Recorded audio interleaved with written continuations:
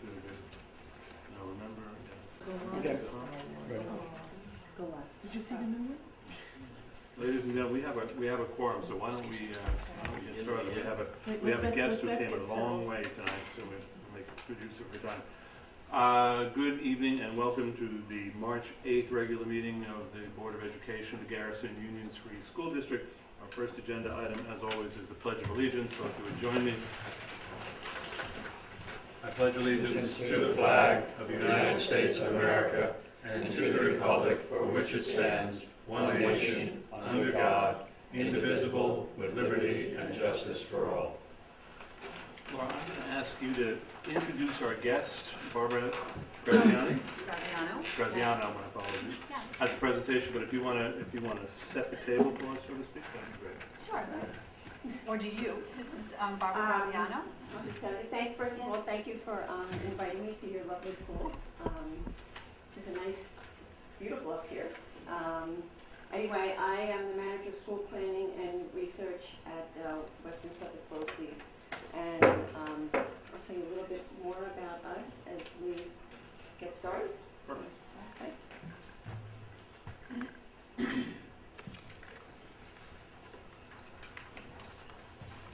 Can everybody see this?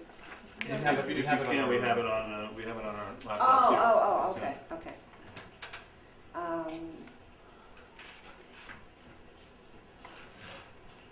Okay, so just to tell you a little bit about the Office of School Planning and Research at Western Suffolk BOCES.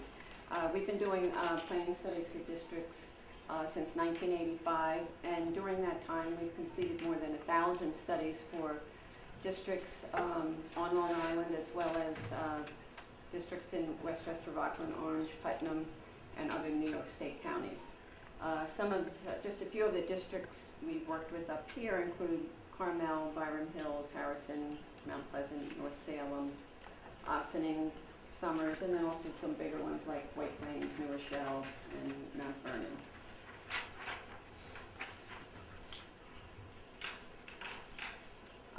You might wonder what is involved in a study. Well, of course, we research demographics, and a big part of that, of course, is researching births. And we look at birth trends, both national trends, trends in the state, and then all the way down to the local level, county births, town births, and also births within the individual school district. We also research housing trends. We are able to find out the number of housing turnovers within a district. We also research other housing statistics, such as the percentages of vacant versus occupied housing, owner-occupied versus rental, and so forth. Then population trends. Lots of census data on population trends. We also look at overall trends, state trends, then the county trends, as well as down into the school district, the towns, and so forth on that local level. We also look at age structure within the district to see what the changes might be there, if there are any changes in the ethnic structure, so lots of population characteristics. We also look at non-public school enrollment and how that might impact the district enrollment. Then we analyze enrollment. We look at trends over the last 10 years, including migration from grade to grade. In other words, does the district tend to gain students as they move from one grade to the next in the following year? Or do you lose students or maintain students? And then from that we develop ratios which we use to project grade level enrollment going forward. And the last one there, the birth persistence analysis. That's where we look at the number of births in the district, the kindergarten enrollment in the district in a given year, compare that to the number of births 5 years prior to that, and develop ratios. And then we get an average ratio that we use to project kindergarten enrollment going forward. And those ratios take into account the number of students who move into the district after birth, children who move out after birth, or children that also may be attending private schools.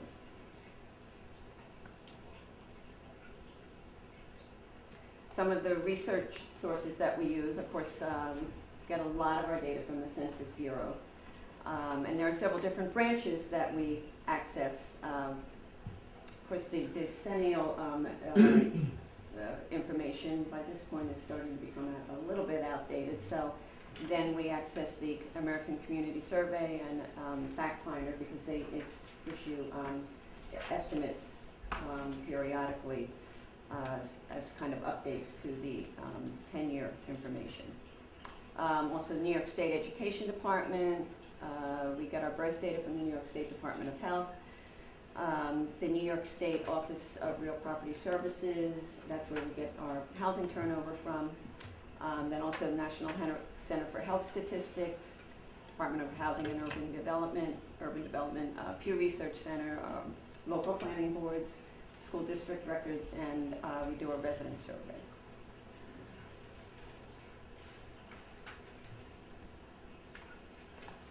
We'll start with demographics.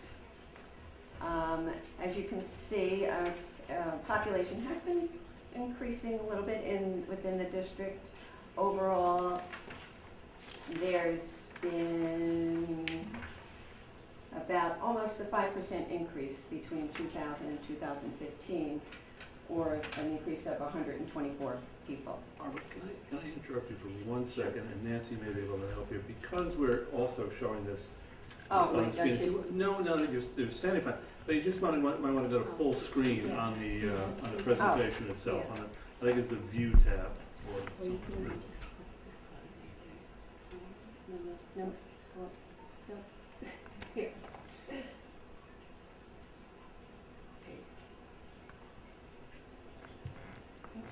That's good.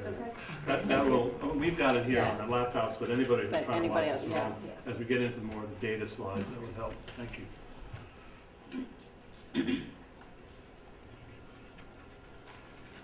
If we look at some of the household characteristics within the district, you can see that the percentage of households with children under 18 has been decreasing within the Garrison School District, as well as in Putnam County. You can also see that within the district, the percentage of households with children is approximately 28%, which is less than what you see in Putnam County, which is almost 36%. Then if you look at the number of public school children per household in the district, again, that number has decreased if you compare 1990 to 2014. And again, the number is smaller in the Garrison School District when compared to the number in Putnam County. Whoa. Sorry. Reading ahead. As I mentioned, we researched the age structure of the population also, and as you can see, every segment, with the exception of the last one, has decreased if you compare 2000 to 2014.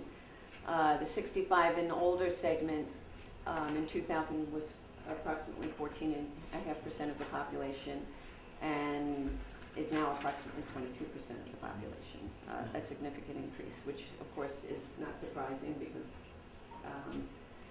we're seeing that in most areas where the population is aging. And we've also seen that the under 5 population has been decreasing, although as you can see, between 2010 and 2014, that has come up somewhat, or a little bit. 5 to 19, that's a school age population, percentage of school age children, that's decreased. Fortunately, the 20 to 39 segment it looks like it's starting to increase again. So anyway, if you look at the median age, you can see that within the district, the median age is approximately 48 years. That compares to the median age in Putnam County, which is approximately 43 years. the median age in New York State is about 38 years, so just for comparison's sake. Did we do the occupied housing one? I think there's, yeah, the Oh, order of your slides is maybe slightly different. I'm sorry, I rearranged that one. Yeah. We'll come Okay. to that. Okay. I realized I should have put that in a different place. That's what I wowed at. Yeah. Next, if we look at New York State births, you can see that obviously the trend has been downward.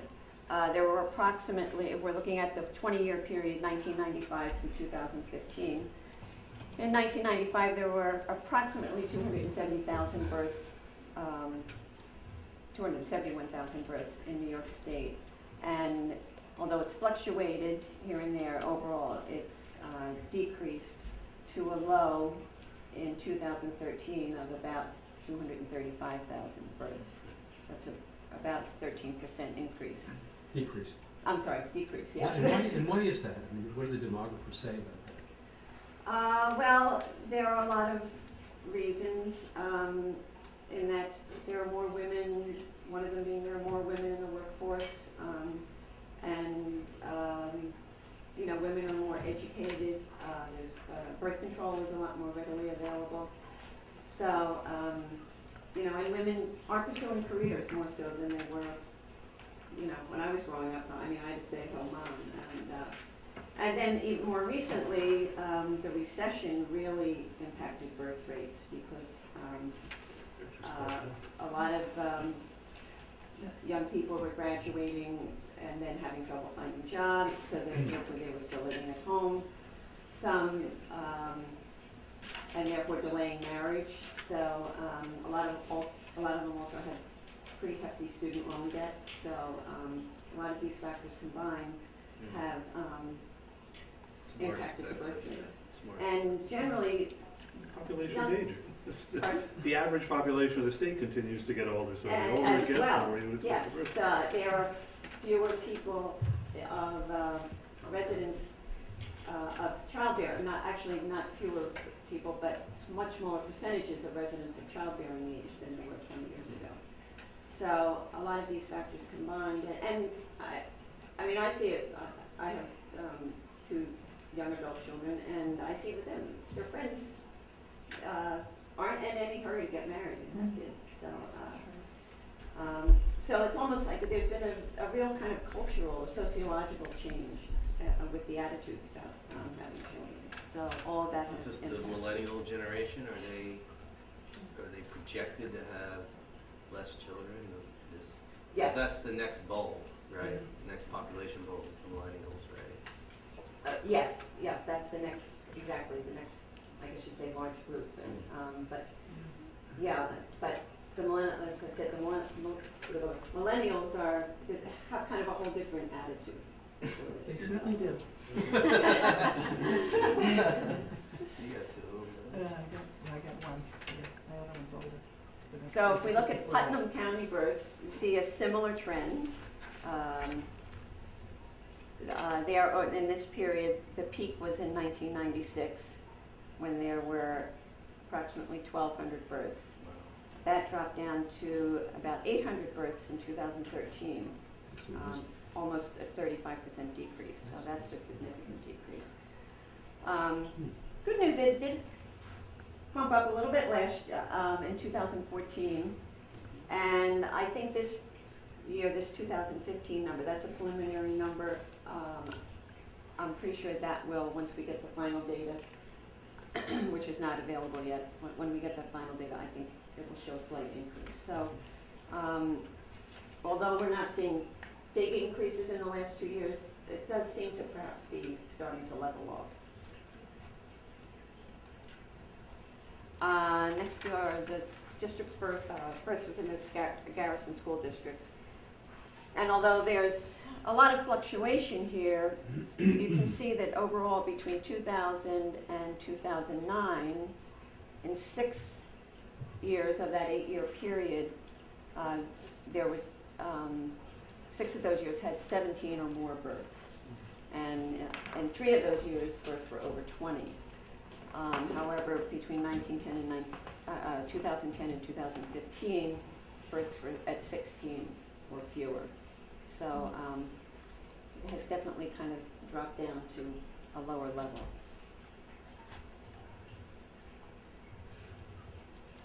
Next, we'll take a look at housing sales. The market, as you can see, bottomed out in 2010 when there were 14 units sold within the district. Then jumped up in 2011, down again in 2012. 2013 and 14 kind of hit a plateau there, and now 2015 and 16, it seems to have hit a lower plateau with 29 and 30 sales. Can I ask Barbara, just to go back to the Garrison school births Sure. data point? How did you source that data for the visits to the Garrison Union Free School District? We have at least one member of the public with us tonight who is very much alive to the issue that there is within the Garrison Postal District of 10524 a number of several school districts represented, and it may be that. I guess what I'm asking is, how do you know that the births that are reported here are actually within the boundaries of the district and not the postal code or some other delineation of what is Yeah, I know what Garrison? you're saying. Quite honestly, I don't know exactly. These numbers are reported by the state, Right. and they're reported according to the address of the birth mother. Right, and if it says Garrison, So, how exactly the state determines, Probably zip code. is it state ed or state health? no, state health. Yeah, then I would bet that a lot of the births that are shown here are occurring within whatever those births are, may be occurring within households that are actually outside of the district. So you're saying there are several zip codes that No, are- there's actually, I think it's all this, there are, yes, let me be clear. There are multiple zip codes represented within the boundaries of Garrison Union Free School District. Mhm. Garrison Union Free School District and 10524 are not coterminous, they're different edges around where other schools. And it may be that the concentration of younger families are in one particular part of Garrison, where housing is more affordable, more standard level houses, and all of that other stuff where you would expect to see higher birth levels, but there wouldn't necessarily be students who would enroll in the Garrison Union Free School District. So that's, but so nonetheless, the trend is The trend informative. is down, Well, yeah. there's only- That's. We can figure that out. There's 16 represented here. Right, I mean, if you- go if you- through. You and really figure wanted out- to see where they were, but I suspect that the picture, if bleak is the right word, is not, it's bleaker. It's not as, Not quite with as respect bleak. to how many kids may ultimately be showing up This here. is an optimistic 5 view of a years. very bleak situation. But Right. there's something else. Okay, There is a portion of Putnam Valley, 10579, where I live, all right. and there are many families with children. So So, it may well offset that. that might not be in there, That, children. that are within, 10579 that are within the Garrison district. With Brad. And they wouldn't show up in And them. they wouldn't show up, exactly. So it may well be that it's a wash, but it's, Yes, that would be my guess. I mean, the difficulty is it's a very small sample either way, so. well, and of course, the smaller the sample, a lot of times the less accurate Right. it is because of the small size of the sample. Anyway, we needn't take up any more time on that, But you'll see that it is, for the most part, when we get to the kindergarten enrollment, you'll see that these numbers are reflected in the ups and downs of the kindergarten enrollment. Great. So, I would tend to think they're fairly accurate, but you could have some valid issues there. The only one that would help with that would be if it was the State Department, the Department of Education, because they would Yeah, go they by the don't- school. they're- They would right. go by the school. but they don't track births in the same way that the Right, health department right. does. Sorry, go ahead. This shows you the median home sale prices within the district. As you can see, it was over $7,000 in 2006. Then within the next several years, it dropped down significantly to $420,000. Then subsequently moved back up to 675,000 and has fluctuated since then. In 2016, the median price was 630,000. Again, talking about smaller, smaller population that we're looking at, or you get a couple of houses sales at the top or the bottom, it can kind of throw off those median prices. Yeah, definitely for us, that, will skew it. I'm sorry? Yeah, it will definitely skew the numbers because Yes, of one or right. two houses, if we've got ones that really hit the high numbers. Exactly, yeah. This is showing you percentage of occupied versus vacant housing. Now, vacant housing includes seasonal residences. I'm guessing from the numbers, a lot of what we're seeing, it would imply that there are a fair A lot of number of weekenders. second homes in the Yes. area. Yeah. Okay. You can see that within the district, the percent of occupied housing has decreased from 2000 to 2014, and the percentage of vacant housing has increased. So that would, like I said, not knowing the area, but that, just looking at the numbers, that would indicate to me that there are more sales of second homes here. And you can see that those numbers are graded when you look at Putnam County. Putnam County's vacant percentage is 10.8, so which is a lot less. Also, I should note that the bottom line is an estimate. So, and again, in a smaller sample, an estimate, there's a much greater margin of error there. Next, we'll look at enrollment. As you can see, looking at the 10-year historical period, 2006 to 2000. Before, let me mention, in the study that we did, we issue projections going out 10 years. For this presentation, though, I just did the next 5 years because that is really the most, will be the most accurate. Once you get past 5 years, the projections become less accurate. Obviously, things change, things may be happening that we can predict at this point. So that's why this presentation is just focusing on the next 5 years.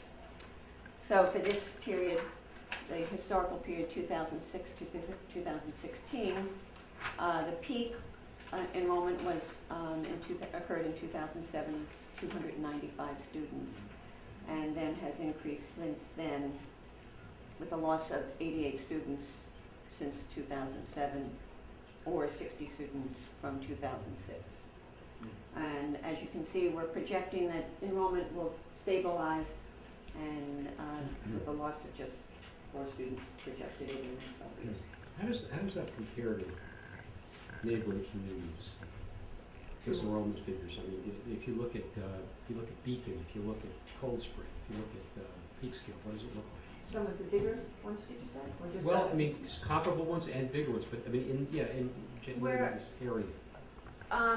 We're finding overall that enrollment is starting to stabilize. That's partly because a lot of districts were losing a lot of students every year because they had smaller kindergarten classes coming in and they're graduating larger 12th grade classes. So there was a big loss through displacement there. Whereas now some of those smaller cohorts have made their way through the system so that there's less of that a smaller displacement. So in a lot of cases we're finding that, as is the case here, enrollment is starting to stabilize but at a lower level than what we were seeing previously. We're also seeing that Lower Westchester, Nassau County on Long Island, districts near the city are starting to see increases. It looks like maybe some of those millennials who we've been waiting for are maybe starting. maybe they're finally starting to move out of the city, maybe, or move out of their parents' homes, wherever they are, and buy their own homes and starting to settle down. So we are seeing some trend changes, not dramatic, and we don't expect I mean, there are some districts that have really, really seen steep decreases in enrollment. But again, we're seeing that the trends are starting to change, and a lot of these decreases are starting to level out. And the increases are in the close-in suburbs? Close into the city. How is the city's birth rate? How is the city's birth rate? Yeah, is that decreasing? Is that stabilizing? Because the reason I ask is because a lot of the people that move to Phillipstown tend to come from Brooklyn, or they come from, New York. They come from the city Oh, because they access to the train line. So that sort of impacts us a bit because of the access to the train line. So yeah. I'm wondering what those birth rates are and how I they. don't have that. What the possible, it seems to me like you're starting to see that there's these New York-centric workers who are starting to have families of their own, Yes, right? yes. And they're starting to feed the more local districts in some Right. of the way. Right. The question is when does that, That's a good question. Offhand, I do not know Okay. what the, we don't do any city districts, so I don't have that data. okay. We could probably Google that, right? Sure. New York City Department of Health. Birth rate. I can, if you want, I can try to find that out Okay, and thank you. let Laura know. Okay.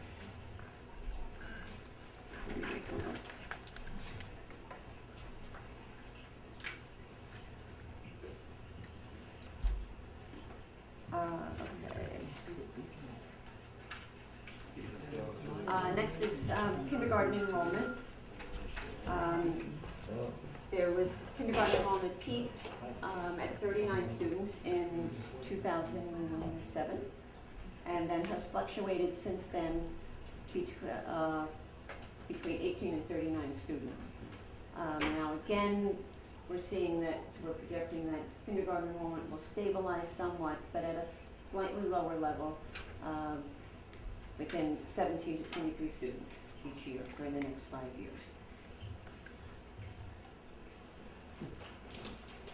This shows you the loss by the elementary configuration and the middle grade configuration.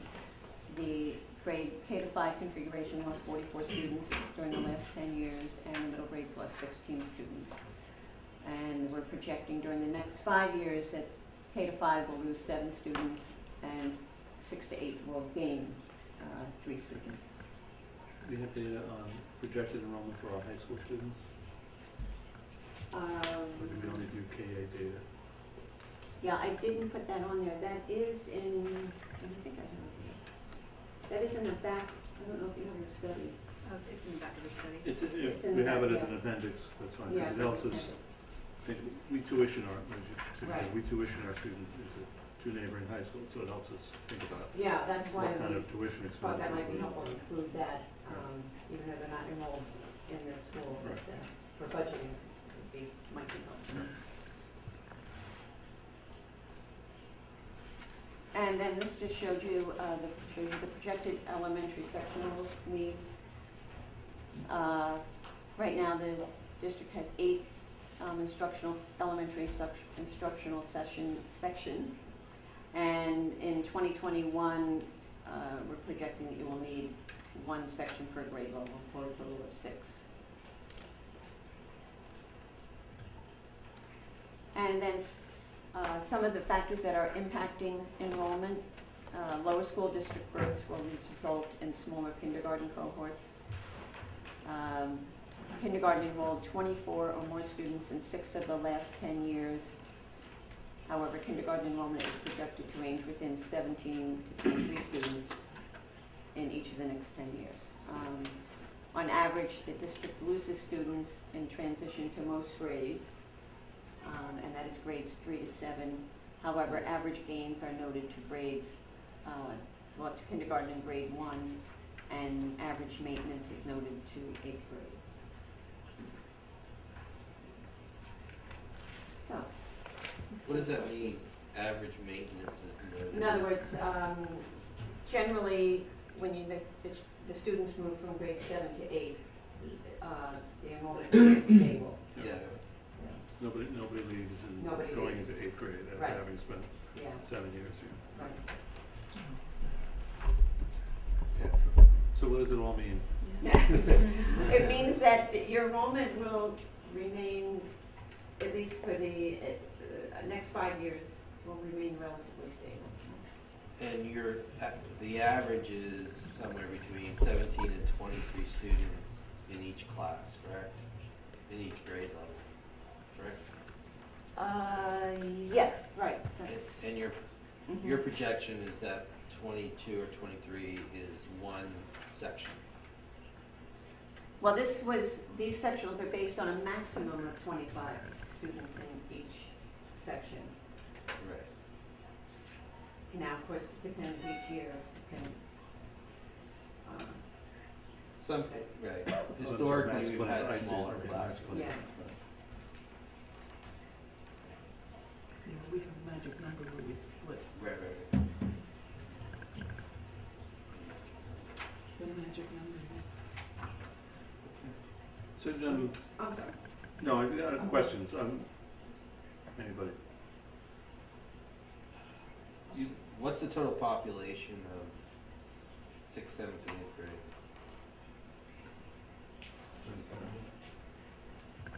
Seventy? 70, you said, John? Because we have some melt, usually between grades 3 and grade 7, correct? Right now, 6th grade, let's see, you have 28, 19, and 22. You said 6, 7, 8, 19. Right.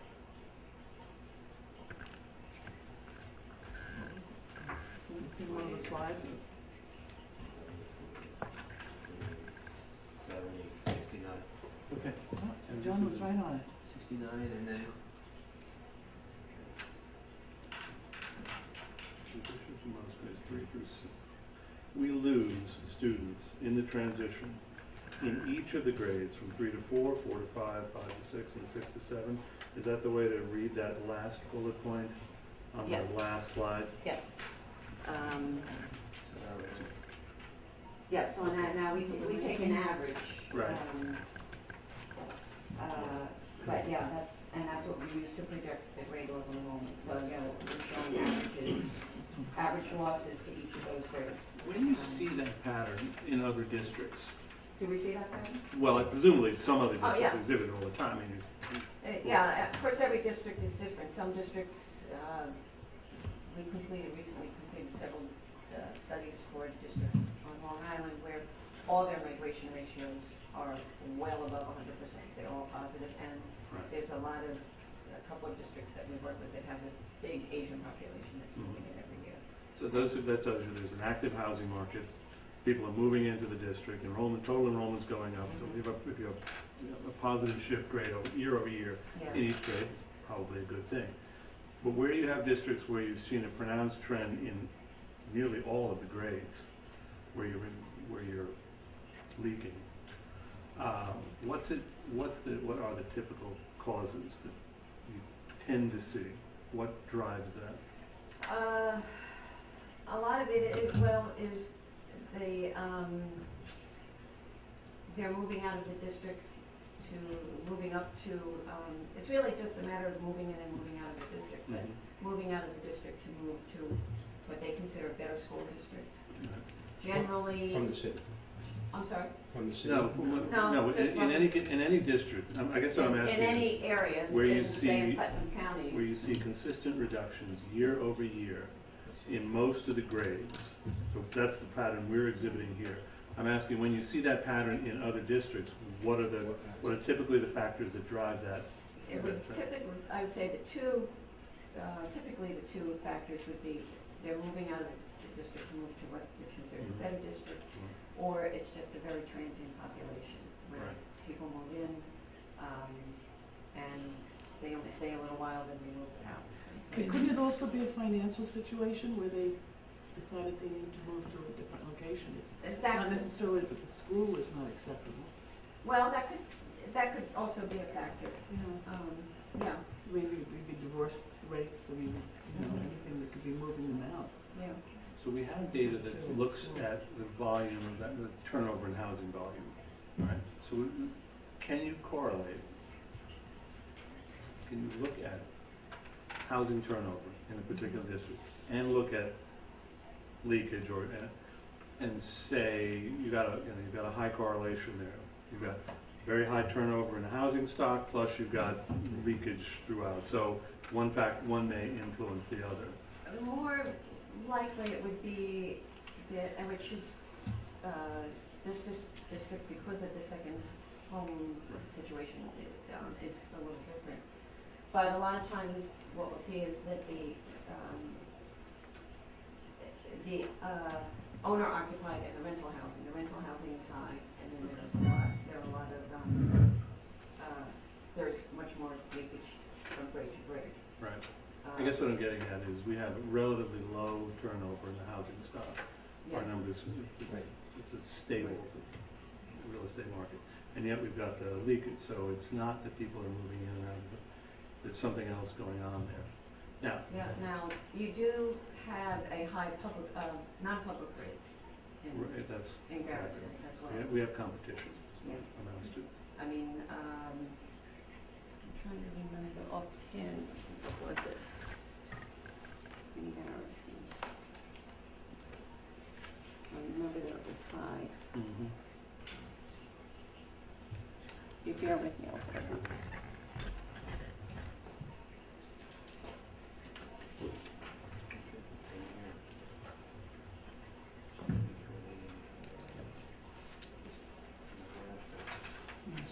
She's going the ones that are attending versus the ones that are going to private. Right, which is pretty. Oh, here it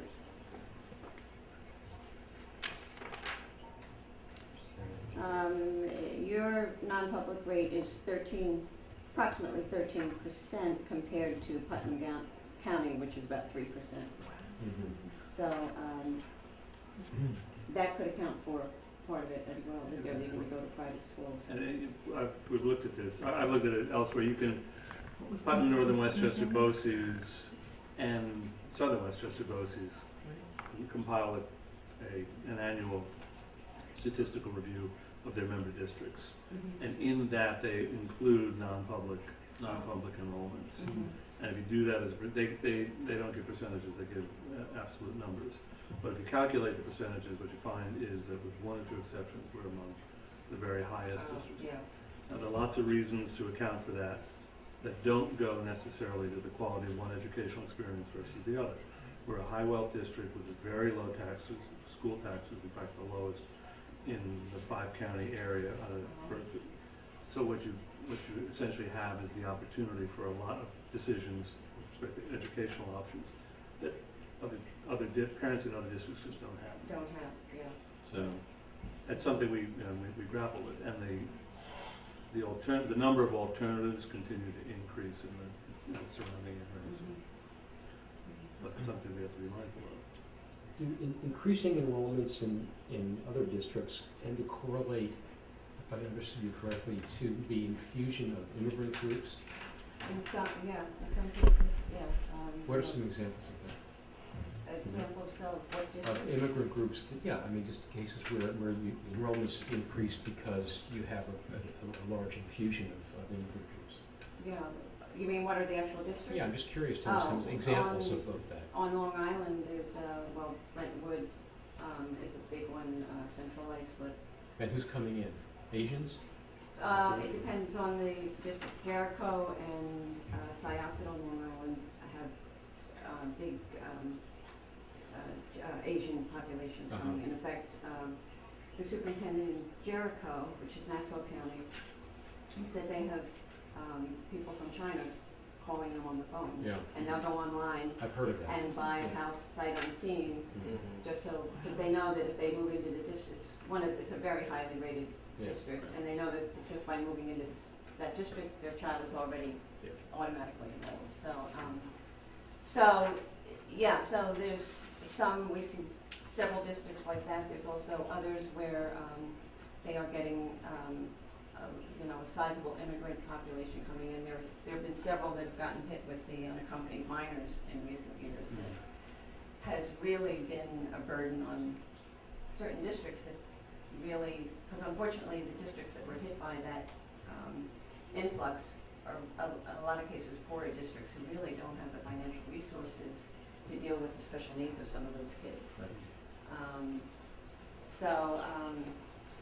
And then there are other districts that we have seen, such as Smithtown, Comac, on Long Island, where they're predominantly white, where they're maybe 95% white, and those districts still seem to be, in a lot of cases, on the decline.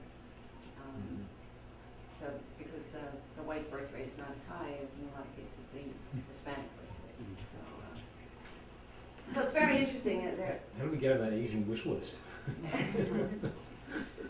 So it is interesting when the differences when we are working on projections, how the demographics are so different in a lot of districts, and those demographics really impact the enrollment. The Asian was the way you do that is increase the housing stock, because we just don't have enough housing in the district to make it attractive to a particular population. Yeah. Of course, Very much some aware. people are here because of that. They like Yes. that. Right. You've got, in most of the district, you've got 3+ acre zoning. Yeah, that's what I mean. Right, so That's a lot of people, I'm sure, who do move here because of that. Exactly. you drive to see your next door neighbor, so. To get no. 5-year projections tend to be most reliable. 10 years, obviously, all kinds of risks go into those projections. Your typical client, if you will, updates their demographic projections every 5 years, or they do it on an as-needed basis? What's that? We have a number who do it every year, which I think is great, but I don't think it's, depending on the district. No. Again, if it's a district where things are really changing, that's probably a good thing. Right. Like for here, I don't think every year wouldn't be necessary. So, whether you would do it every 3 years, every 4 years, I would think something along those lines would be worthwhile for you. Other questions for Barbara? Comments, observations? Thank you. Barbara, thank you very much. Very helpful. Hopefully, we'll see you in 3 to 4 years. Okay. We'll look back at the projections. Okay. See how it pans See out. how It is very helpful, and for those of you who are interested, the actual data runs themselves are in the full report, and they will be an important resource for us as we make a lot of longer-term plans, particularly with respect to our facilities. Our long-term plans. Thank you very much. Barbara, thank you very much. You're very welcome. See you. Any other questions, let Laura know, We'll get and I'll back be to you. happy to take care of you. Safe drive. Safe home. Thank you. Thank you.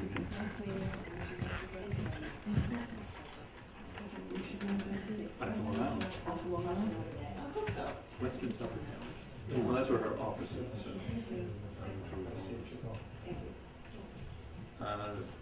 Sue, are you setting up to do? Yes. Okay.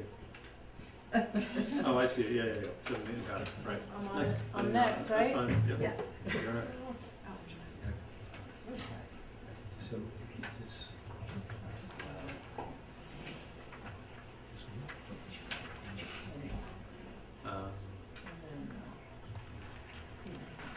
Do we, so Sue, what you got is up here, we don't have it on here, do we? No, it's not, okay, don't worry about it. No, I Next put couple of pages. that gave you hard copies Oh, are there hard copies in the folder? No? I don't worry about it. on. Okay, Yeah. all right, I'm confused.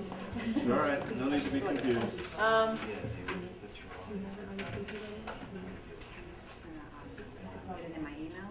Yeah, exactly. No, let me get them on.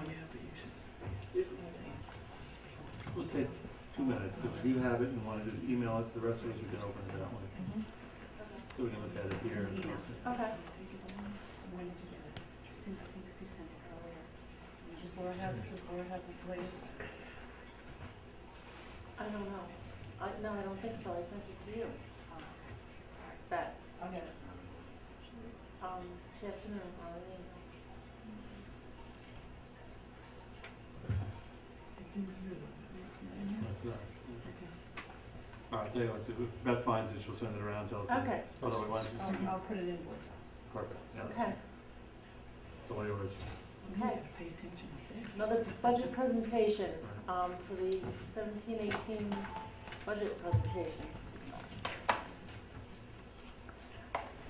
Okay. Okay,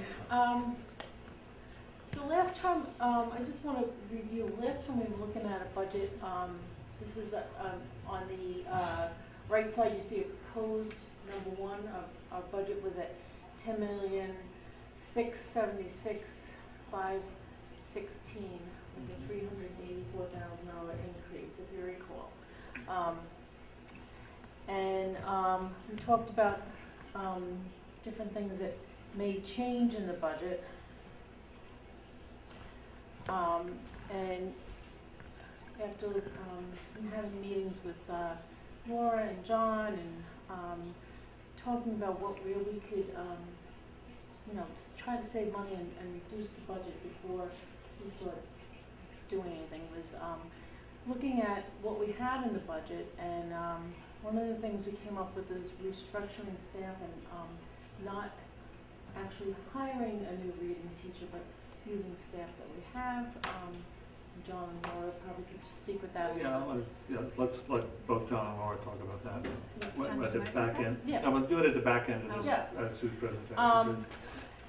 And we also had a transportation consolidation study done last year, and probably Dick can chime in a little bit more on that as well. Where if we combine some runs, we might be able to actually cut one run and save some money. And then sat down and looked at tuition numbers that are coming in, and we do have a few students that are opting to go to private school, so I think it's pretty safe to say that we could take them out of the budget at this point. Doesn't mean that we don't have some sort of a cushion for a student that may come back. But these were the numbers that I came up with, and it would, I don't know why this is not moving like this. It would give us a proposed budget that would actually come down to $10,451,160, which would be a budgetary increase of $159,200, which is closer to what our tax levy cap is, which is on later slides, but I don't know if you want to go back and discuss those things. There were other smaller adjustments as well. I mean, refresh my memory, was the 359 in the first budget cut over the tax levy cap? Well, yes, because our tax levy, it wasn't over our tax levy cap per se, because we would use reserves. Right, so this would actually cut the use of our reserves by about 200 and about 200,000, 200 somewhat thousand. So I don't know if you want to go back to the discussion or go through the whole presentation. Let's go through it, because we know the three. Okay. We know the three big areas of prospective So reduction. here we go, and I can show you that our appropriated fund balance reserves with the proposed second budget would bring our use of reserves and fund balance down to $649,499. And that was over 9 in the preliminary budget, right? Yes, and then there was some adjustments. It was close to about 900,000. Right. So our tax levy doesn't really change, but our fund balance would then the use of the proposed fund balance would change. And this just shows us the history of our tax levy increase, and for this year, to stay within the cap, it would be 1.71 for us. And going back to what Ray was saying earlier, that we have the lowest tax rate in a 5-county area, and this is the history of Phillipstown, where we actually went down last year by 3 cents, and Putt Valley went down by 1 cent when the actual assessments came in. And over 5 years, Phillipstown, our average increase is, it's only increased $1.16 per thousand and 4 cents for Putt Valley. And we still are the lowest tax rate in the 5-county area. So what happens if the budget is voted down? We would have to, this is our tax levy increase.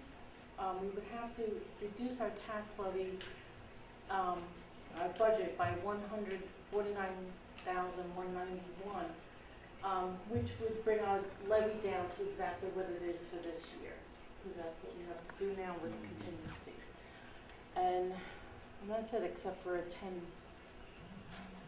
the meeting. So, Why don't we at this point, Laura and John, you want to pick up on the faculty reallocations, then we'll ask Dick to talk about the transportation.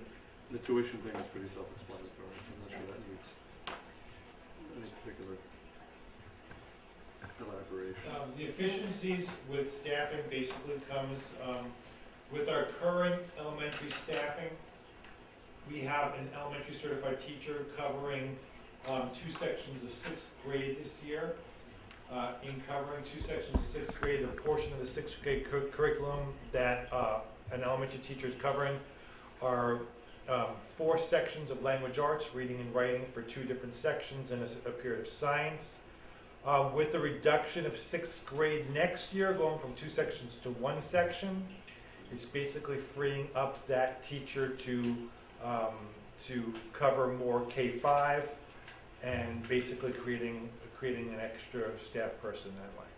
So we were able to look inwards for the expertise, not looking on the outside for expertise. We identified some inefficiencies and some areas of opportunity so that we were able to use our very capable personnel within.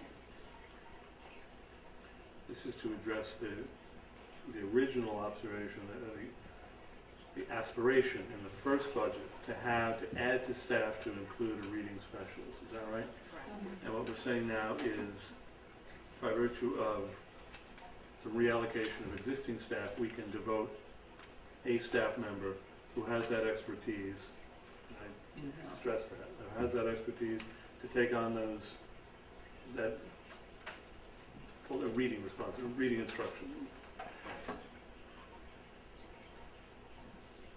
Okay. Is this going And to we have put it out to staff, and we're Yeah. saying, is there an interest, a passion, an expertise, and an ability? And some folks have come forward to say, I'm interested in blazing this trail. And like you said, it's, who is going to help impact, high impact for our students in reading and writing. And we want to front load the earlier grades, and also sprinkle that time along other grades as well. But we really want to concentrate the reading and writing in the earlier grades, which will eventually, hopefully, impact the numbers of referrals later on, as the special ed team was talking about, referrals later in the later years. That will take time. This will also give us a sort of baseline information this year with this person. What are our needs? What are the interventions? Are we doing them with fidelity? What's the data in the end? And is this decision what's going to really pump up the literacy in Garrison District, Garrison School District? So we don't have a particular candidate, an individual teacher in mind for this, or do we? Someone, Yeah. we do. We have some very fine candidates. And they all have the expertise Correct. to take this on. Okay. Questions or comments on this? Because it sounds a smart use of the resources we have. It sounds a creative way of dealing with budget challenges that were at least on first read almost insurmountable. So I'm sort of fine with it. But I want to give everybody a chance to reflect on that, because we did say that literacy is a priority area for us, and if this will help move us towards that goal, then I'm fine with it. Those are decisions you guys have to make. So. I mean, that's the question. We discussed this in the planning meeting, but I think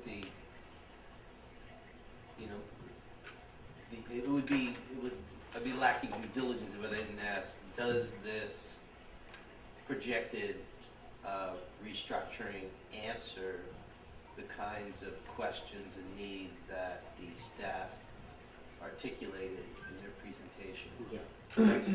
That's the question. I mean, is this enough to satisfy what they think is their concerns? And I guess that's a question. Or do we need to amend this with some other professional or development or outside consultant, or is this going to be enough to address the need? That would be my concern going forward. But I'm more concerned about the perception. Teachers and staff took time out to come and present, and rather uncharacteristically, I'd say, present a compelling case of their needs. What I hope is that the board respond to that, in the most efficient and powerful way possible. My question will be, will the people that came and presented that information be satisfied with this kind of answer? This kind of address? I confidently say I that. feel that the need that was presented was to have an interventionist, because at the current time, the only interventionist is the classroom teacher, unless a child is referred to the Committee of Special Education and then falls under the realm of a special education teacher as an interventionist. This plan provides us with a full-time interventionist, so that those children who are struggling have a place to go to have their needs targeted on a regular basis. So I would answer and feel that yes, it does address their immediate needs. I think the important point is that we also have a data collection tool that we can use throughout this period to really monitor the effectiveness of the interventions as we go along and see if it is indeed, as next year plays out, meets the need that we are hoping it does. What sacrifices are you making in order to enable this to work? In other words, presumably if you're restructuring assignments, something's giving way a little bit to Yeah, enable you to use this. there is a need to still figure out a little bit of the next year's sixth grade's full program.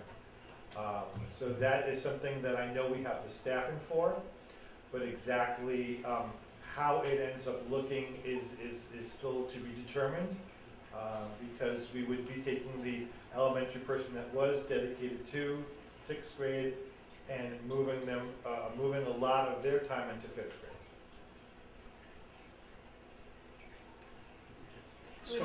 So what could happen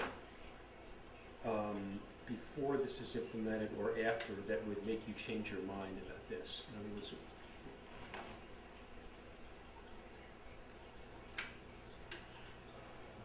I can't think of anything at this Well, moment. I mean, if there was a huge enrollment, or if there was enrollment growth, we'd have to, in some grades. Yeah. But I think it's just another really important piece to our literacy puzzle. So now we have words of advice consultants meeting with all of our English teachers. We have the new assessment tool that we're using to inform our instructional decisions. Now we have an interventionist to help students who we have identified who need some extra help. So all teachers are gaining strength in their literacy skills and pedagogy. So that's building wide. And then we have this interventionist, then we have this assessment tool. So I think we're slowly getting all the pieces we need. We need time, baseline information and time to see if these pieces in place are really going to bring us to a place that we see for our kids. So can we tell the story this way and just fill in the blanks for me? Currently, as John said, we do not have an interventionist the interventionists are the classroom teachers in grades K through 3 at this point, who when they encounter a student with particular reading challenges have to address that in the context of everything else they have to address in the classroom. Because we're reallocating staff, we are making an additional interventionist capacity available, which will give us, here's ready to fill in the blank, this many hours a week of additional reading instruction for those students who need it or who most benefit from it. What are we adding here? So that when those faculty members who came to us and said, we really need this, you can say, we agreed, we're doing it, we've added this much capacity to the reading instruction interventionisms that we can provide each week. If we're looking at our current data Yeah. of those children that would need interventions, Yeah.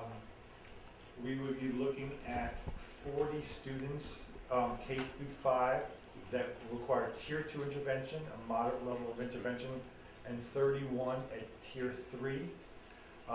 The current plan would allow us to service all of those children with Tier 2 receiving, those 40 receiving intervention twice a week, and those 31 on Tier 3 3 times a week. And that's that 2 times and 3 times for those the Tier 2 and the Tier 3s are more than they are getting now under our current configuration. My goodness, yes. We don't even have Tier 3 Okay. right now. All right, I think that's a good way of telling the story. Okay, any more questions on this? Yeah, I'd like to hear more about the teaching of grade 6 and how many teachers grade 6 has and how they rotate through their day, and because we're going to have a special cohort of mostly boys next year in grade 6, and so we need to look at that. So if you could talk about Sure. It really, the question becomes with language arts instruction right now. 6th grade was traditionally just within the normal schedule of the middle school philosophy, where there was a social studies teacher, science teacher, and language arts teacher, and math teacher. This year come up to basically do the 2 periods of language arts for each of the sections, which is 4 periods. Next, if she were not available, or if she was not available, it would mean who is teaching language arts for those 2 periods. If she is available to continue because she's developing expertise and an interest in delivering that instruction, it would basically be who would then cover that time when she was in 6th grade with the 5th grade, which would also be part of her responsibilities. So it really comes down to the reading period and the writing period for 6th grade, which she might be able to do, which would be then very minimal impact on 6th grade. Other questions or comments for John or Laura on this? No, I'm going to ask Laura and Dick to cover transportation consolidation. When we last spoke about this, the question was how many students are impacted by this, to what degree are they impacted, and what part of their trip to and from school are they impacted? So, and how are we going to address, to the extent we have them, parental concerns about this? Hand this out to everybody. Great. Sort of synopsis of changes. Thank you, Dick. Sure, it's pretty minimal. Start reading at the top.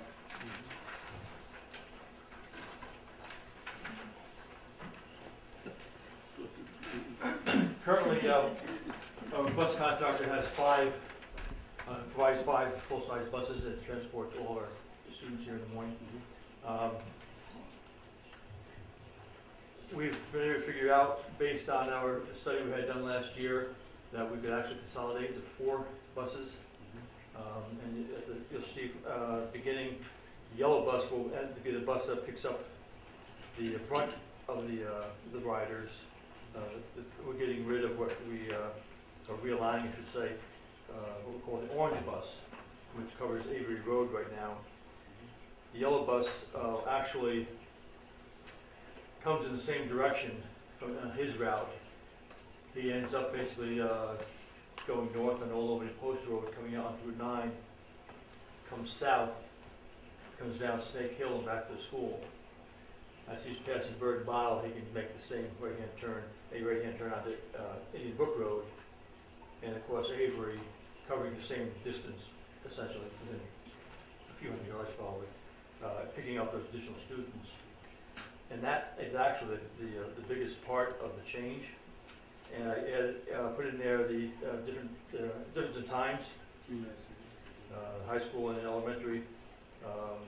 As you see, I think the biggest change is the elementary.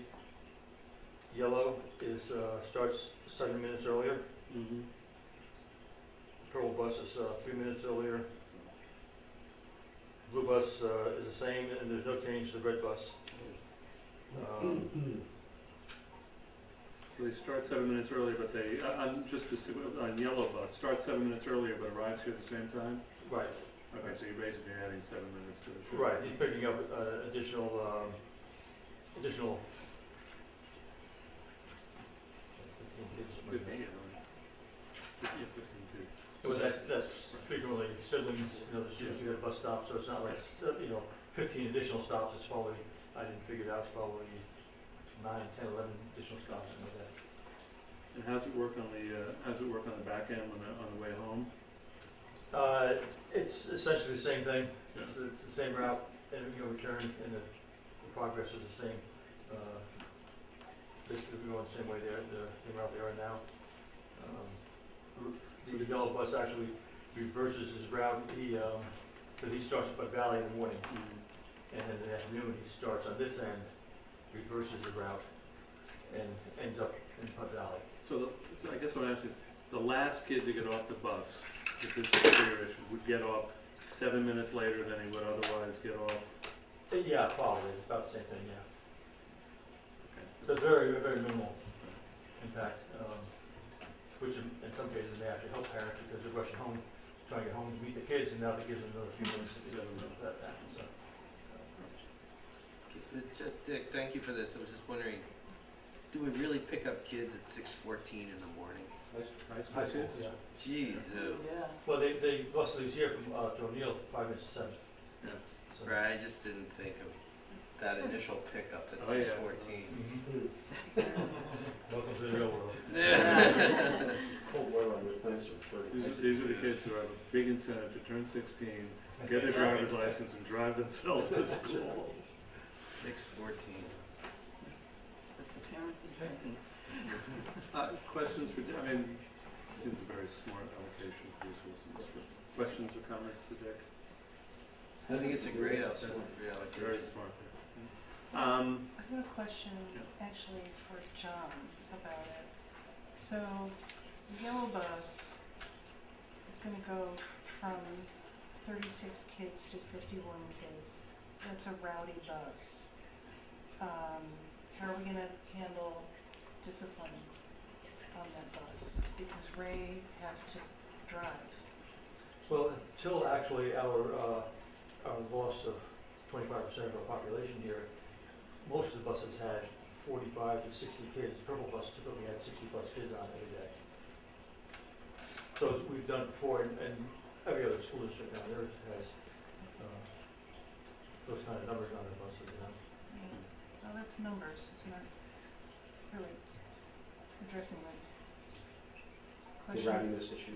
Yeah, can we make all the kids wear seatbelts and enforce it? This has come in from the past about the seatbelts, and that's the issue, is who's going to enforce it. You don't want the driver doing that, he's got to drive. He's gotta drive. So there was discussions about getting older kids.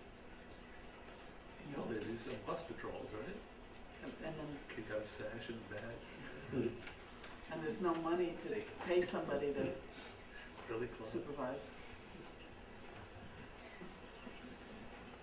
Well, there's a question on the table. Yeah, John, something to either of you want explore. to, Yeah. either of you want to. Because you'll see later on that we're approving a bus monitor due to behavior. Temporary. I think that going into a new situation, you go in stating the expectations, stating what the code of conduct is, what the processes are when you don't follow the rules. So you go in with the presumption that things are going to be okay, and you communicate what happens if they're not going to be okay. In the case of buses, there are several tiers to response. When we find that something is problematic, we can go the way of bus monitors, we can go the way of placing a video camera on the bus So we definitely do have different, you know, resources at our disposal that we can use to handle things above the normal course of, the, you know, my part of being a part of the discipline and re-education piece when people mess up. So. Presumably the contractor, that's an add-on for the contractor, right? What's that? If you want to put a video camera on the bus, Well, I'm actually waiting for a price right now from a vendor to put cameras on all 5 buses. okay.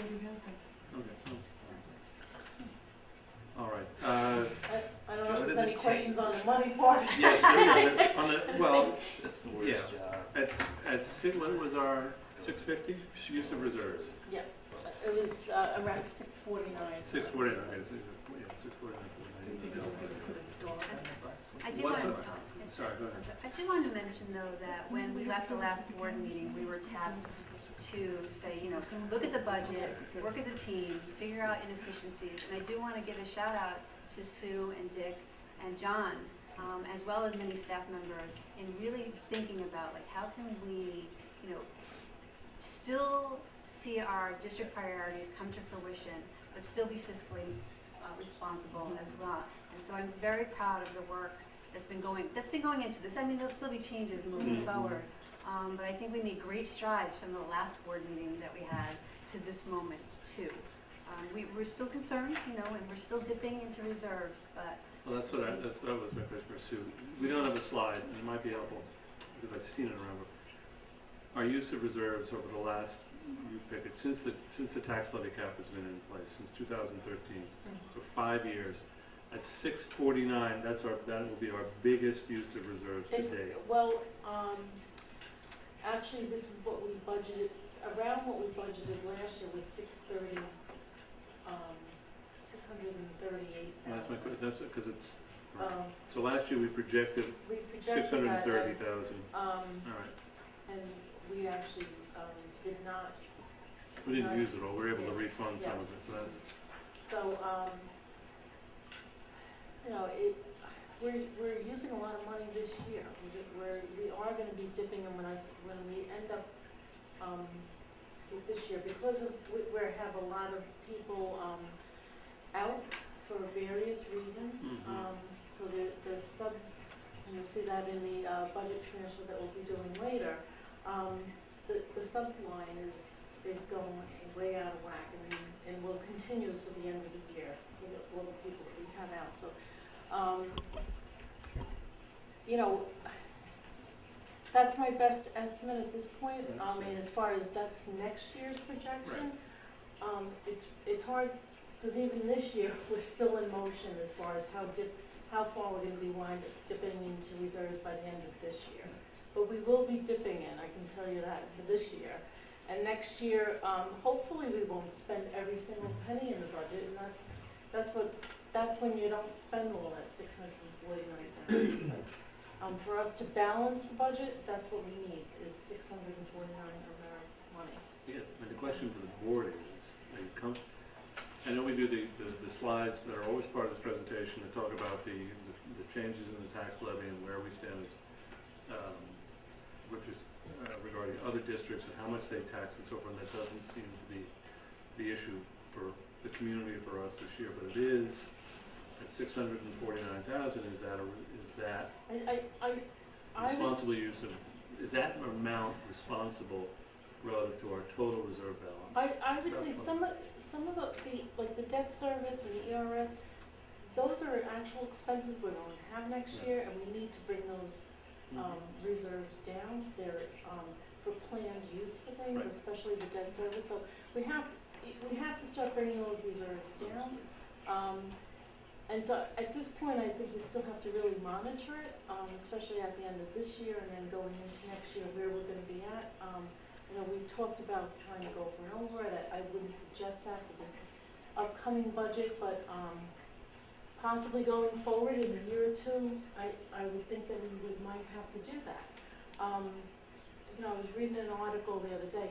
There's only, I think, 10% of the school districts in the state even trying to go for an override this year. Why? I'm not really sure. I mean, every district has their own little story. I would guess But- a lot of them have no reserves left. Well, it could be that, or you might have some, unusual year, or, an unusual expense. Is 10% a low figure? Yes, I mean, it's only 10% of, The whole state. of the whole state, yeah. There's only 50 districts. So, there's not that many, even going for an override. Could be shrinking demographics also. Yeah. So, Okay, other questions for Sue? What's our next, are we doing another iteration of this, or is this largely what we're gonna present at the public hearing?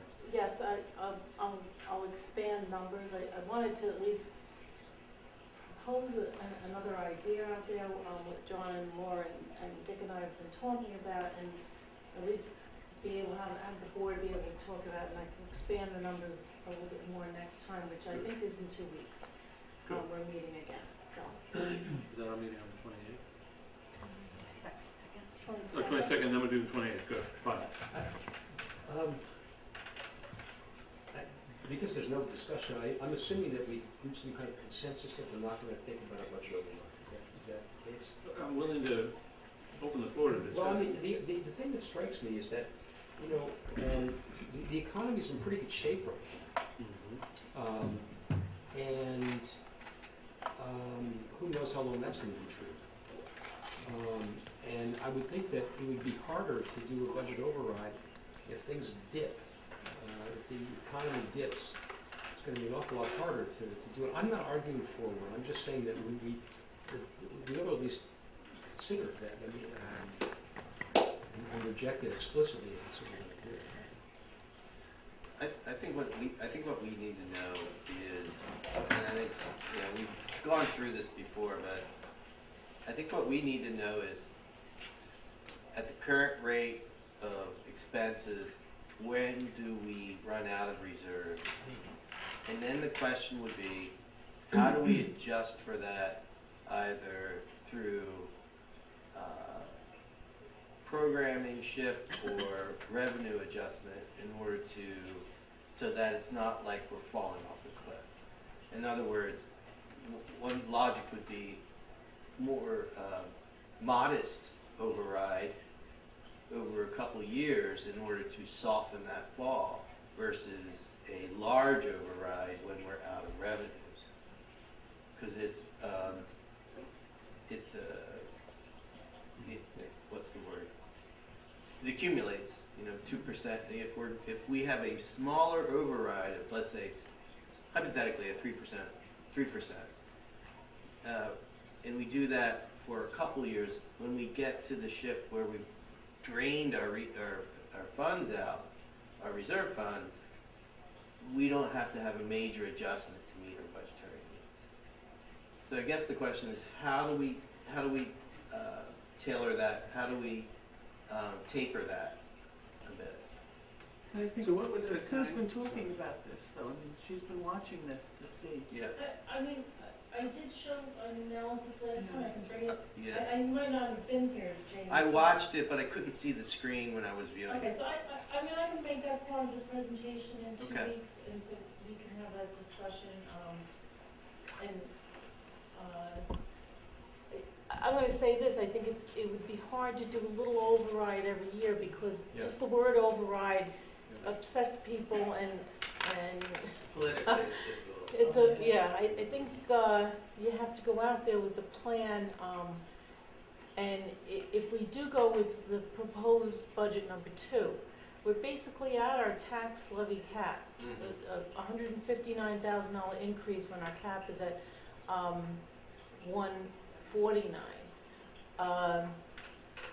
I'm not thinking Yeah. this year.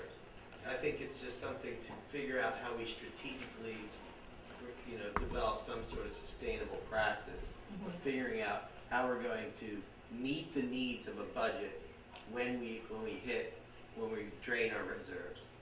Once our reserves are drained, what are we going to do? Should we do something proactively ahead of time in relationship to that, so that we can continue to provide the programs that we provide, or do we wait for the existential threat and do something dramatic?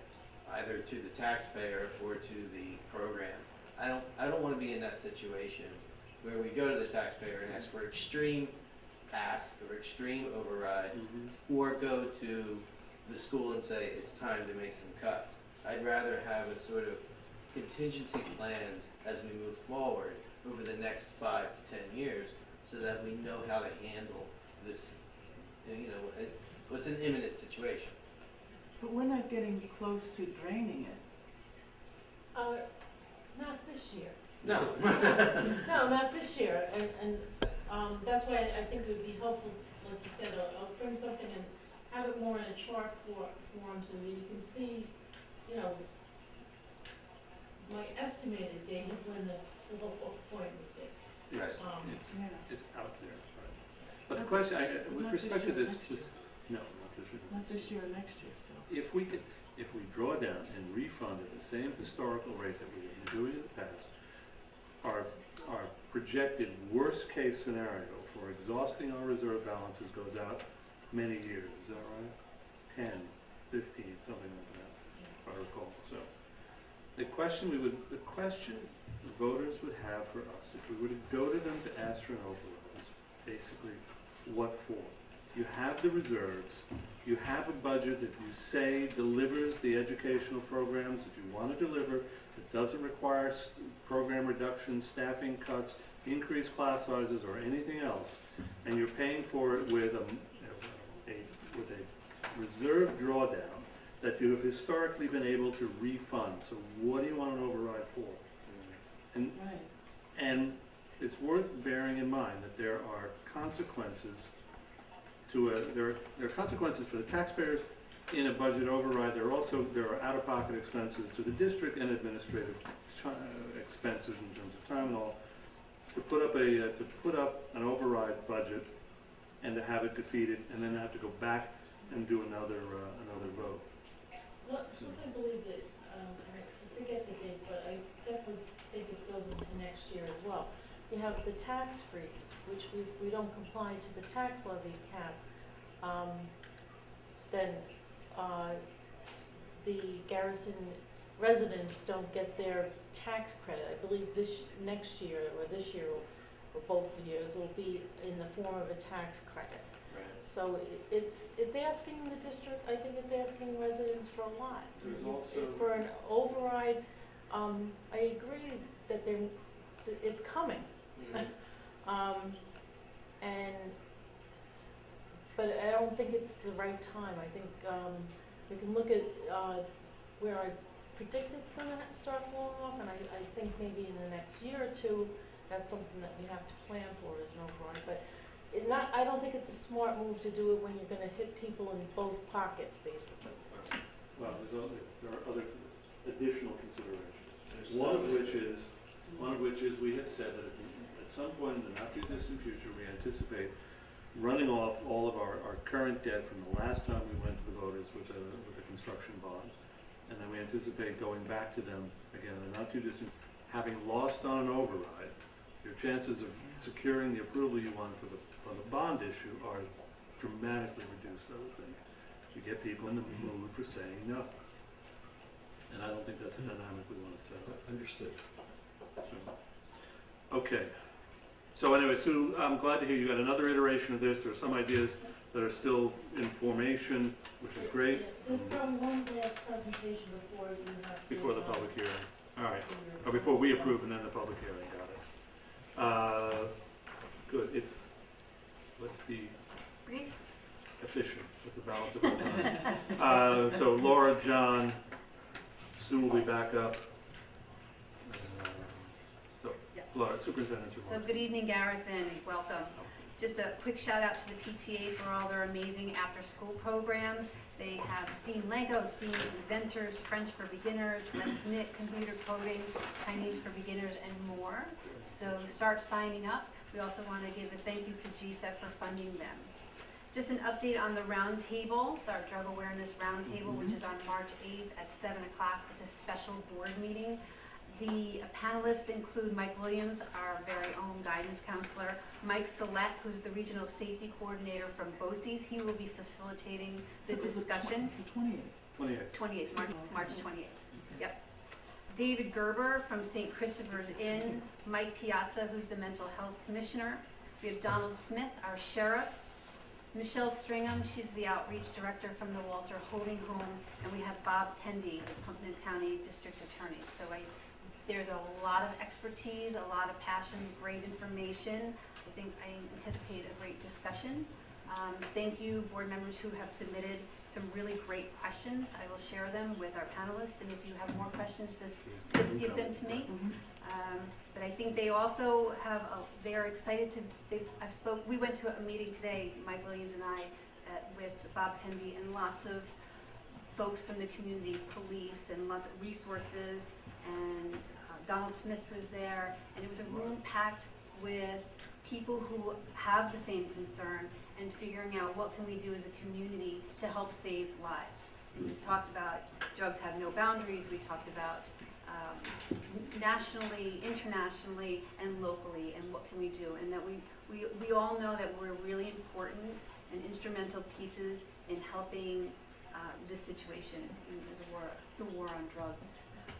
So I'm excited to have, it's not, our roundtable is a smaller edition of what I experienced today, but what I experienced today was mind-blowing, overwhelming, and exciting that there's so many people who are on the job trying to make a difference. So they're going to be here on that evening as well. We'll have some posters and postcards and a press release coming out too. When? We have a draft press release right now. I just have to. No, we're getting close. Yeah. So, we're going to start publicizing this. Building attendance, we got to start getting it on people's calendars. Correct. Okay. I just wanted to say that our water testing results are now posted on our website. Dick is here, so if you have very specific questions, he's the man to ask. I don't know if anybody has any questions now. James just left for a moment. Any questions? We'll give James the opportunity to fill him in later. And then just an update on our district priorities. We met with staff. This is a very exciting move in where we're going with our district priorities. If you remember, they're reading and writing, the literacy, technology, facilities, including the capital project, and social emotional. So we broke down the social emotional because it is such a huge, it has so many moving parts. And then we have literacy and facilities. We sent out a survey out to the staff to see what they would want to be a part of. We also asked folks to lead these groups. So we're trying to build leadership capacity and district priority capacity within the staff. The survey is filled with people who are going to help us gain momentum in our district priorities. So we will meet, John and I will meet with the leaders once the deadline for the survey is tomorrow. We'll meet with the leaders and talk about short-term goals and long-term goals, and then we will start setting up these meetings with these very specific pieces of our district priorities. So it's very exciting. I just said that our water testing results, the full report, are on the website. Yes, sir. And Dick is here, so I didn't know if you have any specific questions. I used the water facilities just now. They're all operating fine. No, I do think that you tested one, swapped it out, tested it again, and you had diminished results, correct? There was a particular faucet that was reading high. You switched the We switched the faucet out. the fixture. Yeah, It's all in the fixture, right? Yeah, certified lead-free faucet, and install that upstairs in the. It's a worry. It's a worry that people, we shouldn't, it's great to know that we can communicate. We don't have to worry when we make these changes, And if you go to the Phillipstown Rec Center, you'll see that their older fountains are gone, and they have one fountain that's a lead-free, refillable bottle fountain at the Phillipstown Rec Center too. So I just think it's really important to be able to assure people that are visiting our campus, that are drinking the water out of the gymnasium or whatever, and reassure parents that we're on top of it. So it's very positive. Thank you for doing it. And we could remind parents to Keep up the good work. do their own testing in their own houses too. And, That's all I have to report. Thank you. Other questions for Laura? No? John? I just wanted to use my time this evening to update the board on something that I think will be of deep consequence and future work for years to come. In our nation, there's been a collaboration of scientific educators, foundations to get together to really think about what the next phase of science learning should look like, K-12. This effort has been called the Next Generation Science Standards. You may have heard about it. The reason I'm mentioning it today is that recently it was finally tweaked by the New York State Board of Regents and adopted as our official standards, and there is now a timeline for implementation in this and all other New York districts. So I wanted to quickly just give a very, very brief overview, and I did also put some accompanying materials in board docs for you to take a look at. The first thing we usually do when we take a look at new standards are to take a look at the broad shifts that are implied by the implementation of these new learning expectations. These shifts usually are both conceptual and instructional in nature. The four ones that are identified is basically a shift in focus, that the new standards really focus on a deeper understanding and application of science content in a way that reflects real-world interconnectedness. The number of key ideas in science becomes limited, allowing for a deeper focus on core understandings in science. Second shift is that science is about doing. The standards showcase that. Another shift revolves around coherence and integration, that all components of standards build coherently across all dimensions and developmentally throughout all the grades. All grades, therefore, must do their part of a progression, and in general, those dimensions are integrated. In other words, physical science, earth and space science, life science all exist together independent. There are, when they describe the type of learning, they use the term three-dimensional learning, so that learning is not just content, but involves the practice and participation in science. The three dimensions of learning that are sort of the construction of the standards are scientific and engineering practices, disciplinary core ideas, and cross-cutting concepts. And I'd like to just take a moment to quickly talk about that, because that is the standards. They're basically described in three ways. The first one, scientific and engineering practices, are basically those skills, those ongoing toolkits that scientists must have at their availability.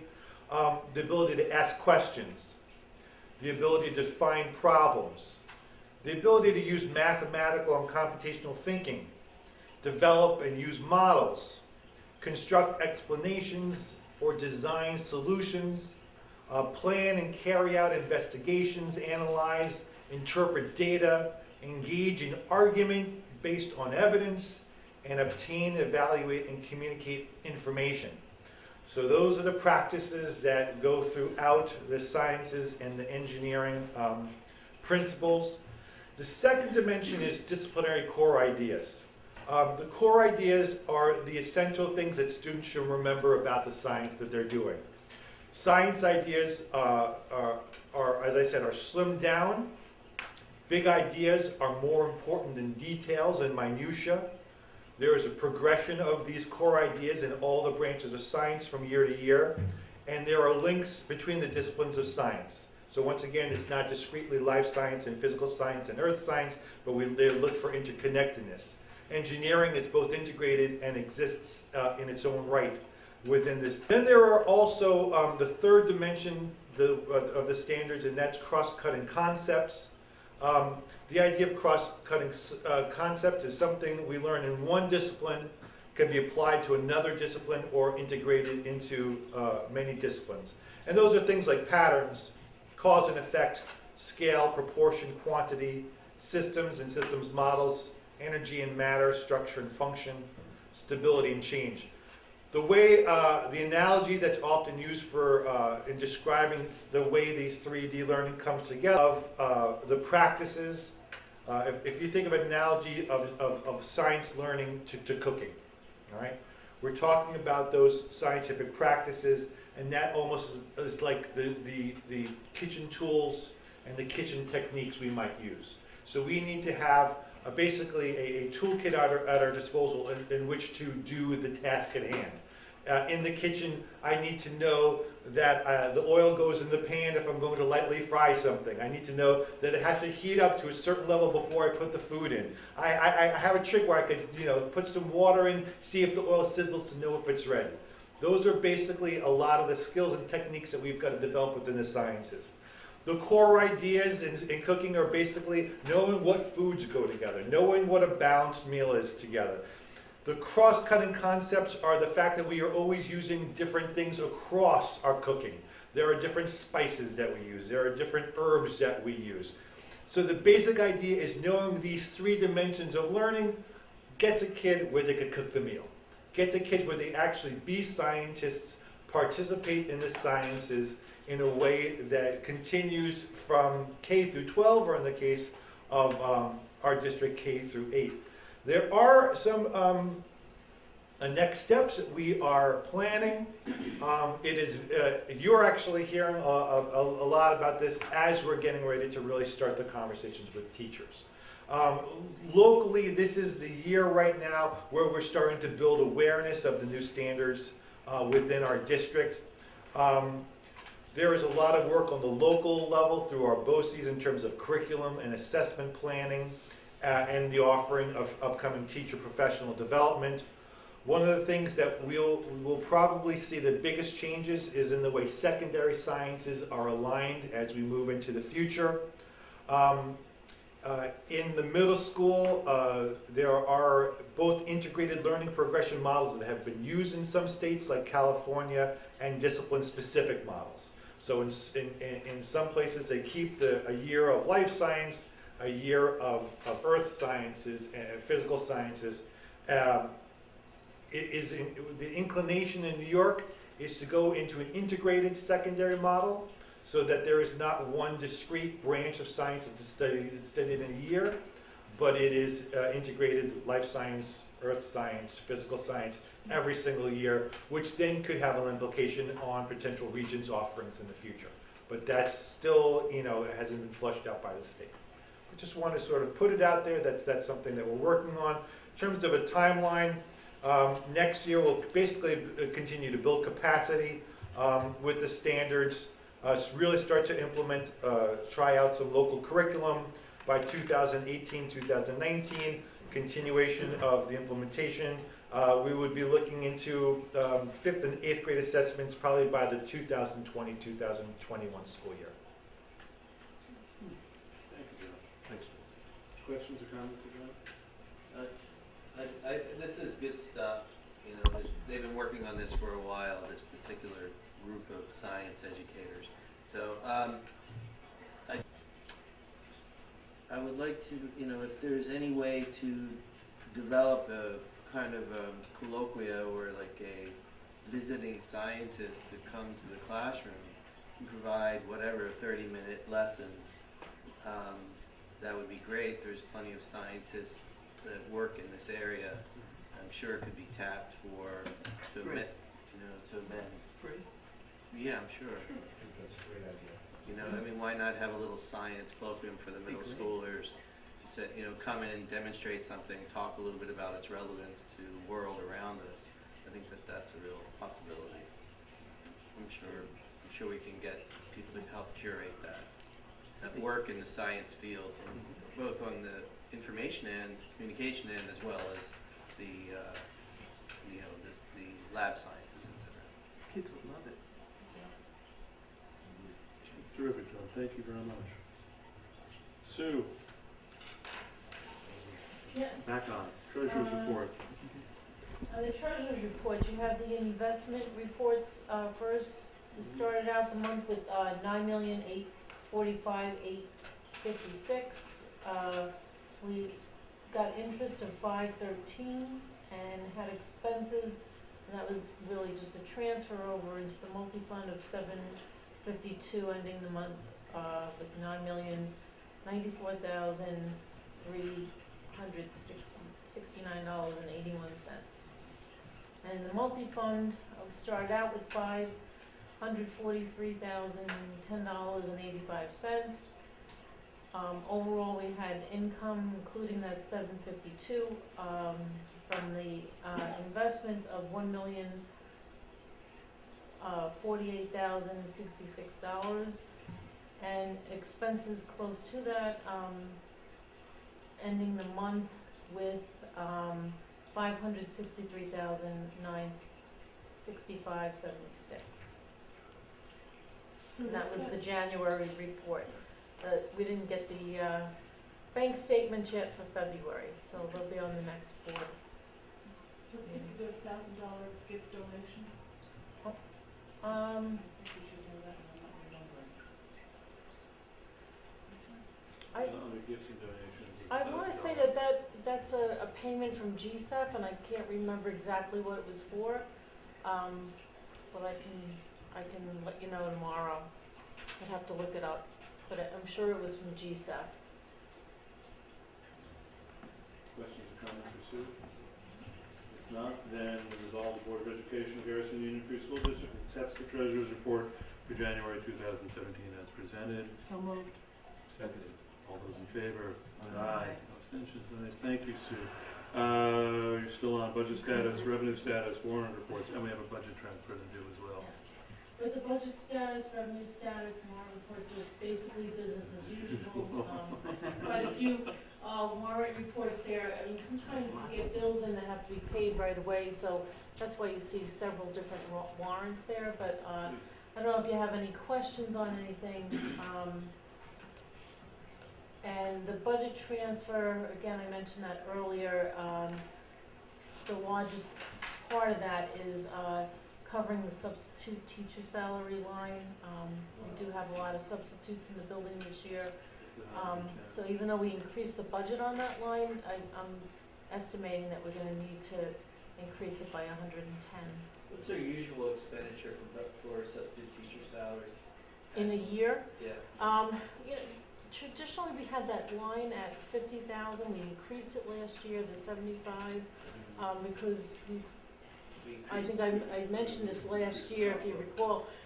We were spending a little bit over the 50,000, and I don't think anybody could have predicted this year with all the leave replacements we've had to get in. So I think it's just it's a one-time fix, but a cluster of leave replacements that we're dealing with this year. Is that what's going on, or is there something else? yes, pretty much so. We had, and it's all different types of leave. So I've never seen a year like that since I've been here.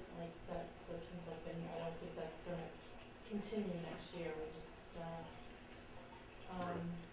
so I'm suggesting that we do that with the budget transfer. Well, that requires a For the resolution, rest of the so year. unless there are other questions for Sue on that. Resolve the Board of Education, Garrison Union Free School District approves budget transfer number 5 in the amount of $156,000. So moved. Seconded. All those in favor? Aye. No abstentions, no nays. Excellent. We'll get to the fun stuff. Let's go right along. Consent agenda. How many items do we have? One, two, three. No, that's not so bad. B through F. Okay, Bill. So let me run them down then. Resolve the Board of Education, the Garrison Union Free School District approves the consent agenda items 6B through F as presented. Item 1, approve the termination of the long-term substitute elementary teacher appointment of Denise Hunt effective with the close of business March 3rd, 2017. Item 2, approve the appointment of Barbara D'Alessio as temporary bus monitor as needed effective March 2. Item 3, approve CSE recommendations, which are in your package. Item E, accept the minutes. So these are the board minutes of our February 8th meeting. That's also in your package. Item 4, approve the health and welfare service agreement for Ossining Union Free School District for the 2016-17 school year for 2 students at a cost of $1,661.78. A copy of that agreement is also in your package. And that is it. So moved. Second. Questions or comments? What school is in Austin that we provide services for? Do we know? It shows up every year, and it's They a provide matter of. services for us. That we send kids to. Yeah. Yeah. So what is it? Columbanus or? I think it is in Colorado. It's a parochial That's school. in Cortland. That's in That's in Cortland, though. Cortland. That's not in Austin. St. Augustine. Okay, that's all I need. St. It's Columbus is in Lakeland. it's a parochial school. Got it. Question. What route is the bus monitor for? I think it was as needed to be determined. Well, I'm sorry, you guys. No, I it's have no idea. specific. I'd have to check. Okay. These were specifically. Okay. All those in favor? Aye. Aye. No abstentions. No nays. Along those lines, if you're gonna have a new adult on the bus, it might be good to communicate that to parents if they haven't already. Okay. Okay. So they don't get freaked out. Just one discussion item. The Facilities Committee apparently met. The minutes of that meeting are in your package. Anybody want to summarize just very briefly what the Facilities Committee talked about? We met with the architect and engineer, Garrett and Rich, and they provided the committee members with an overview of what we've been talking about on the building level, Dick, Sue, John, and myself. So we talked about how the system we've been using of prioritizing certain things that need to happen right away, and other things that are maybe second level, and other things maybe just a future capital project. So it was more of getting everybody up to speed and on the same page. We also spoke about some next steps. Next steps include bringing staff in to have conversations, give them an overview, share what we've been talking about, pick their brain for good ideas, and also how we're preparing a board presentation to show where we are in the process right now.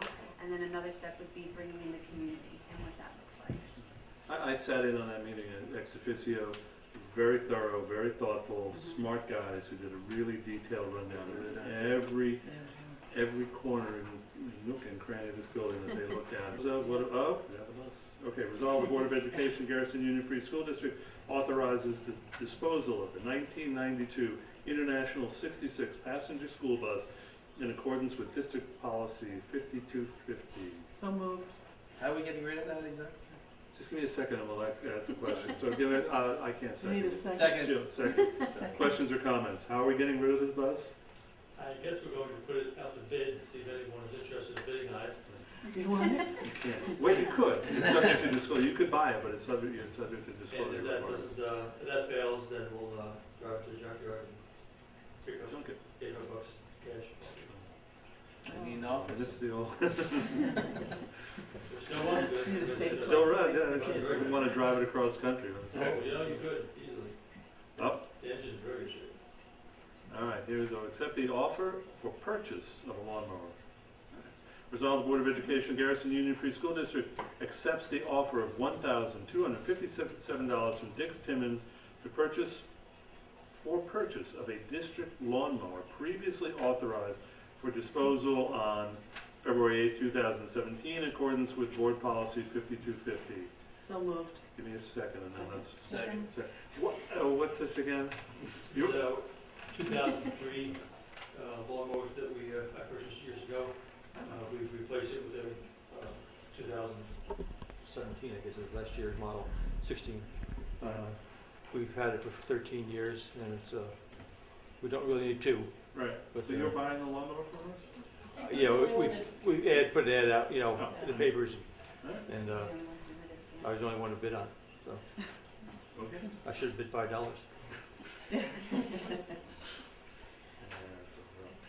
all right, all those in favor? Aye. Abstentions, no nays, excellent.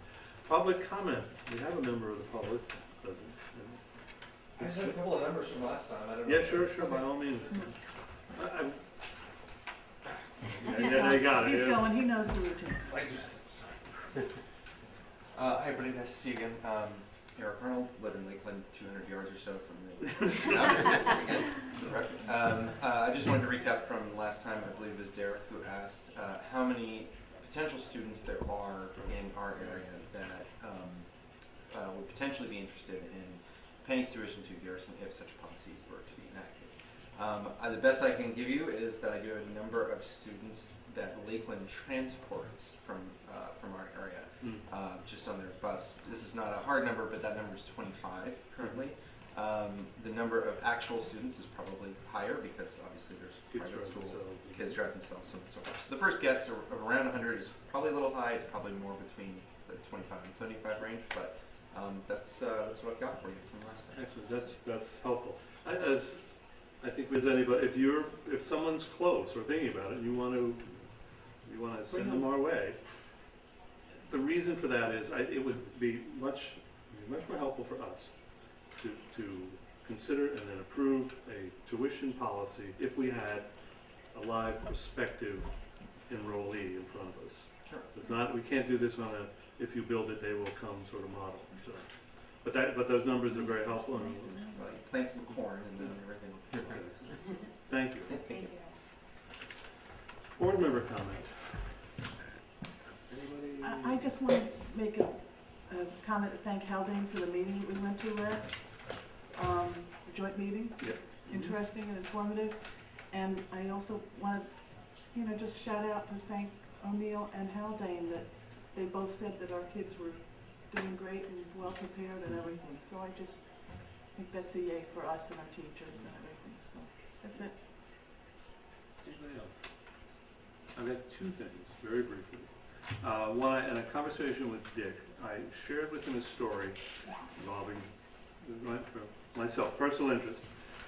And it has to do with the fact that we have students, high school students, coming and going from our parking lot well before 7 o'clock in the morning on their way to high school.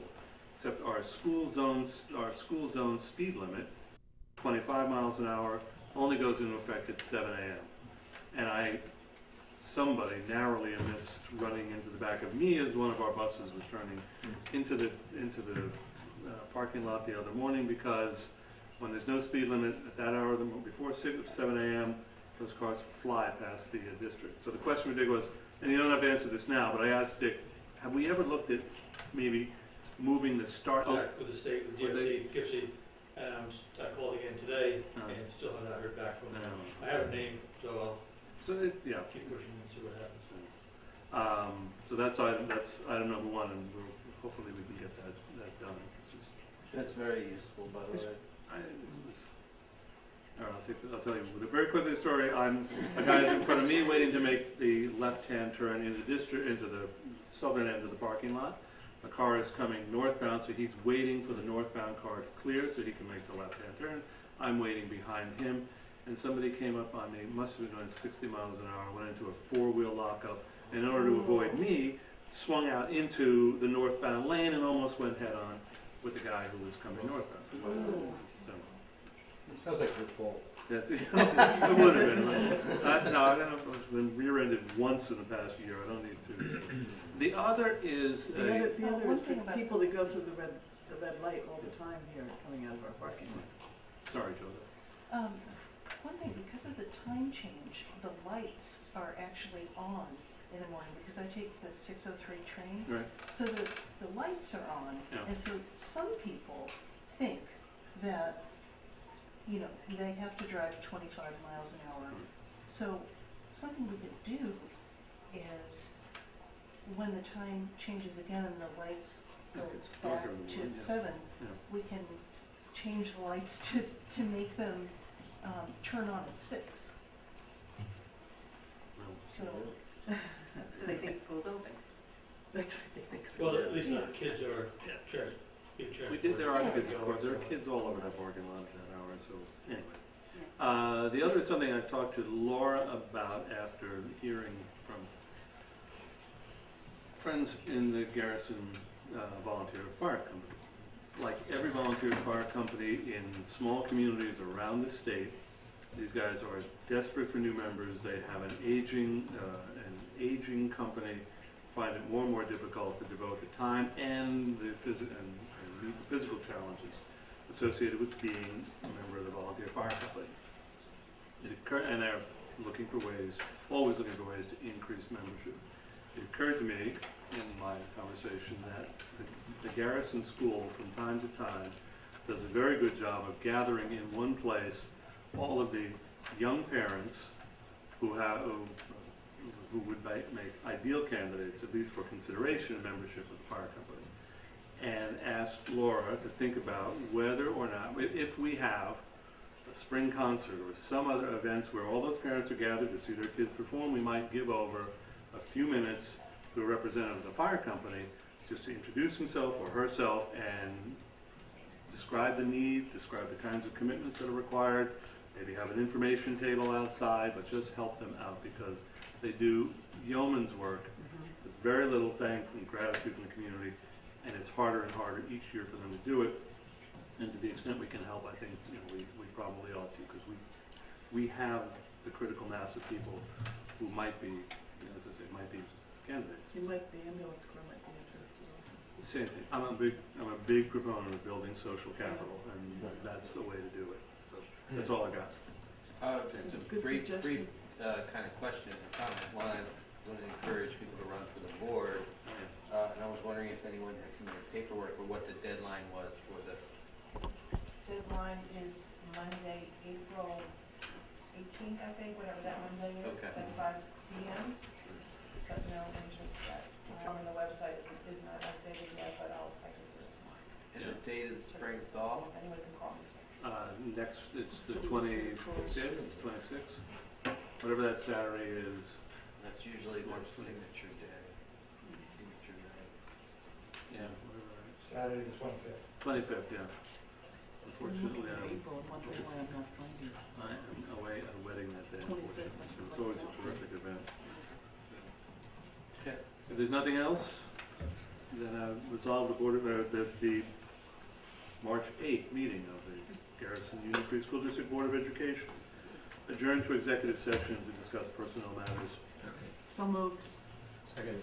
All those in favor? Aye. Attention, no nays. Thank you. This will be very brief, I promise you.